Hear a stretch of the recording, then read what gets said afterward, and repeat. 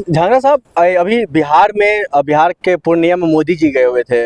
वहां से एक तस्वीर वायरल हो रही है पप्पू यादव जी की, जहां पर एक तरफ राहुल गांधी के काफिला पर पप्पू यादव को नहीं बैठने दिया गया, तो वहीं दूसरी तरफ पप्पू यादव को अपने पास बैठाया है प्रधानमंत्री मोदी जी। ये काफी वायरल हो रहा है और वहां के जो बीजेपी के नेता सब इसको जो है लगातार अपने ट्विटर हैंडल, एक्स हैंडल से वायरल कर रहे हैं। देखिए, पहले तो पप्पू यादव खुद कह चुके हैं कि मेरे को किसी ने रोका नहीं। कन्हैया कुमार का भी बयान आ चुका है, उन्होंने भी कहा कि मेरे को किसी ने नहीं रोका है।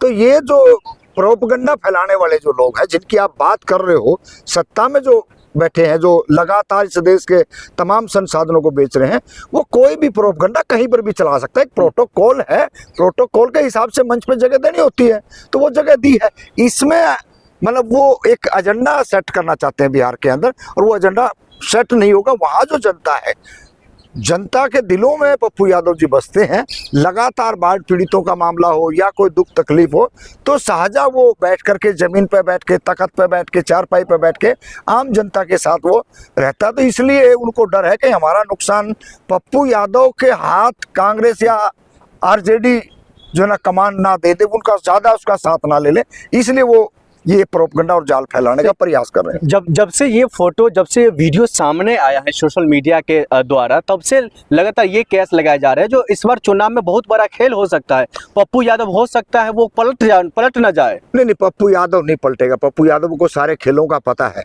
ये कितने बदमाश लोग हैं बीजेपी वाले, इनको सब जानते हैं। और जनता का साथ जो है वो पप्पू यादव के साथ है। बीजेपी से वहाँ मन भर चुका है, लोग परेशान हैं, दुखी हैं। तो इसीलिए वहाँ पे आज बहुत जो ना एक अलग तरह की हवा चल रही है। हम खुद पटना गए, हमने हालात को देखा है और किस तरीके से क्रेज। ये तो देखिए, पहले भी वहाँ सरकार आरजेडी की बनी थी, यूपी में भी वहाँ पे अखिलेश यादव की सरकार बनी थी, कोई दौरा नहीं है। लेकिन इन्होंने जितनी हेराफेरी करनी थी, जितनी गुंडागर्दी करनी थी, सारी सीमाएं नांगी है और उसी का नतीजा है ये दोबारा से ऐसा कुछ करना चाहते हैं। लेकिन वहाँ बिहार के लोग जो है सचेत हैं और पार्टियां भी राजनीतिक वो भी सचेत हैं, तो इसलिए वहाँ पे अब इनकी दाल गलने वाली नहीं है।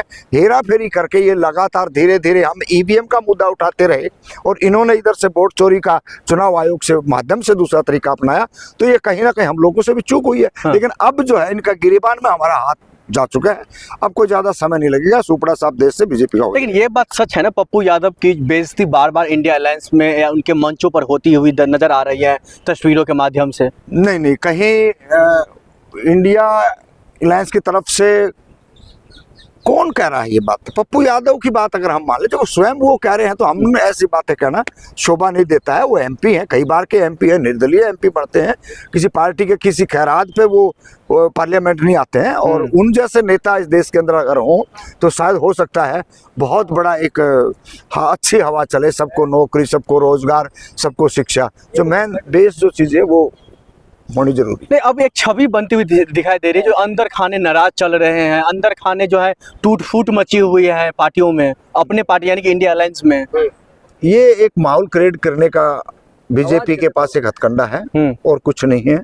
पप्पू यादव आज का कोई नया नेता नहीं है, बहुत पुराना नेता है। आने वाले समय में क्या होगा बिहार में? बिहार में होगा वहाँ गठबंधन या कांग्रेस और आरजेडी की सरकार बनेगी, पूर्ण बहुमत से बनेगी, कोई रोकने वाला। लेकिन मुख्यमंत्री चेहरा साफ राहुल गांधी खुद नहीं कर पाते हैं, लेकिन प्रधानमंत्री चेहरा तेजस्वी यादव साफ कर देते हैं। राहुल गांधी को एक जो काम कर रहे हैं ना, मैं तो आपके माध्यम से कहूँगा, तमाम जो कांग्रेस के कार्यकर्ता हैं, उनकी IT सेल है, वो राहुल गांधी पे सारी जिम्मेवारी छोड़ रखी है। भाई वहाँ राहुल गांधी के अलावा अगर ये कार्यकर्ता जमीन पे उतर जाएं इनके, तो एक तरफा जो है इलेक्शन हो जाए।